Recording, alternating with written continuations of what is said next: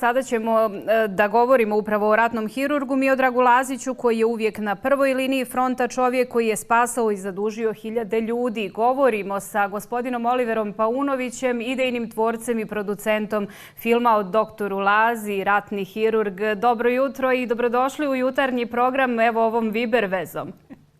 Dobro jutro i vama, vašim gledalcima. Pozdrav sa Zlatibora i drago mi je da mogu da se uključim u jutarnji program vaše televizije. Nadam se da je lijepo na Zlatiboru da odmarate, ali i da smišljate neke nove planove i da pravite neki rezime svega onoga što se dešavalo u prethodnom periodu. Imate li podatak koliko ljudi je do sada pogledalo film o ratnom hirurgu? Pa u Republici Srpskoj negdje preko 10.000 ljudi je pogledalo do sada film.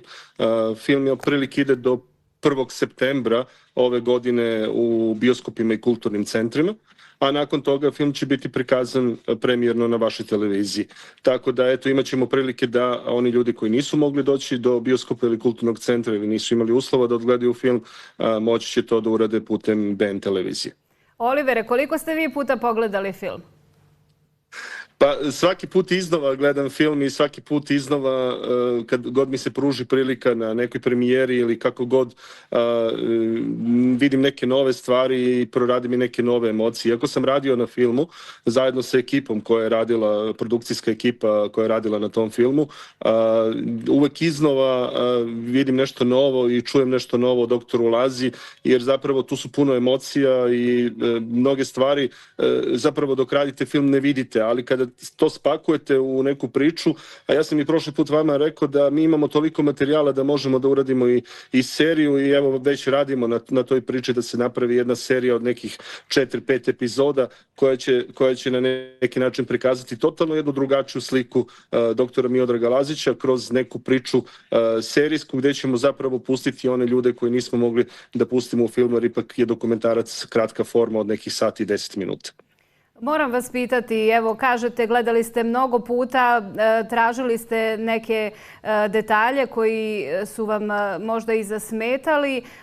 Šta je ono što biste u nekom trenutku možda voljeli da ste uradili drugačije i da li je moglo nešto bolje? Pa možda smo mogli još neke ljude da nađemo koje je doktor opisivao u knjizi Ratni hirurg. Mi smo našli naravno dosta oni koji su ispričali priču, ali kada smo završili film i kada smo ušli u montažu, onda su nam se javljali neki ljudi koji su govorili da su zapravo pacijenti doktora Miodraga Lazića, da im je spasio život i žao mi je što te neke ljude nismo uspeli da snimimo za dokumentarac. Zato sam i rekao da hoću da uradim seriju gdje ću naravno dodatno snimiti te neke ljude koji zaslužuju i koji imaju mogućnost da ih snimimo. Naravno, opet ćemo morati s ekipom na teritoriji Republike Srpske koliko god možemo i šta možemo da uradimo dodatno da oplemenimo tu priču o doktoru Miodragu Laziću, jer zapravo kroz film, kroz seriju, kroz sve ovo što se radi za doktora Lazu, doktor Laza će živeće u Republici Srpskoj, živeće u Srbiji, ali i nikad neće se zaboraviti ono što je on uradio za ljude u Republici Srpskoj, ali naravno i za nas u Nišu, u Srbiji, jer doktor Laza je bio jedna veličina sve do svoje smrti, jednostavno takav je čovjek bio, uvijek je bio u prvim redovima fronta, ali evo i u prvim redovima kada je bila korona, tada i nastradao, nažalost. Da, svjedočanstva mnogih ljudi koji su bili u kontaktu sa doktorom Lazićem mnogo su potresna. Kako su te priče uticale na vas i koliko su one u stvari doprinijele da vi što bolje realizujete i dočarate priču o doktoru Lazi i ratnom hirurgu? Pa emocije su uvijek proradile svaki put kada smo snimali neku osobu. Pogotovo ja sam više puta rekao da u Rogatici kada sam snimao jednog gospodina kome je doktor spasio život, koji je rekao ja bi sad volao da sam ja mrtav, a doktor Laza da je živ. To su stvarno velike emocije, to je stvarno velika ljubav prema doktoru Lazi. I to je pokazalo šta je on sve učinio. Sada kada smo radili premijeru filma u celoj Republici Srpskoj, od Bijeljnja, znači evo sad Trebinja, Višegrada, svuda gdje je išao film, istočnog Sarajeva, istočne Iliđe, Svuda smo naišli na neke nove ljude, na ljude koji su zapravo imali kontakt sa doktorom Lazom, da li mi je spasio život, da li mi je dao neki savjet. Doktor Laza nije samo spašavao ranjenike, on je pomagao i onim ljudima, građanima tog kraja koji su imali neke druge probleme, tipa, ne znam, žučna kesa, slepo crevo, urason okat. Jednostavno, to je doktorka objasnila, doktorka Mirjana, koja je bila u samom filmu, objasnila je da je doktor Laza bio svestran čovjek. Znači, jednostavno, kad nije imao operacije ranjenika, on je radio neke druge stvari, pomagao, čovjek sa velikom energijom i stvarno emocije svaki put. I sada kada sam se sreo sa njegovim kumom, kome je doktor Laza spasio život, opet su proradile emocije. Kažem, jedna fenomenalna priča i mnogo sam ponosan zbog toga što sam zapisao ovu priču o doktoru Miodragu Laziću. Znamo da radite i druge dokumentarne filmove o poznatim ličnostima koji su obilježili svojim postojanjem i karijerom, ali evo ako napravite paralelu, da li je ovo bilo nešto od najzahtjevnijih projekata koji ste radili i da li priželjkujete nešto ovako ponoviti u bliskoj budućnosti? Pa doktor Laza je jedan u 200 godina, moram tako da kažem. Čovjek kao što je doktor Miodrag Lazić se veoma retko rađa. Ne verujem da ću uspjeti opet da uradim neki film o jednom takvom doktoru, o jednoj takvoj veličini kao što je doktor Miodrag Lazić.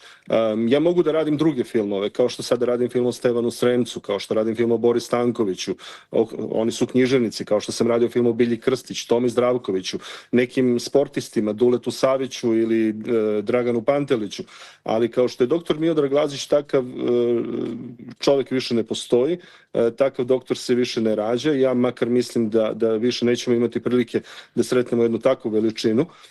Tako da mislim da sam zapisao jednu istoriju ne samo za prošlost i za sadašnjost, nego i za budućnost, za buduće pokolenja koje će na neki način pamtiti i veličati doktora Miodraga Lazića, a zapravo mislim da će to biti jedna obaveza ostalim doktorima u Srbiji i Republici Srpskoj kako mogu da daju svoj doprinos u zdravstvu.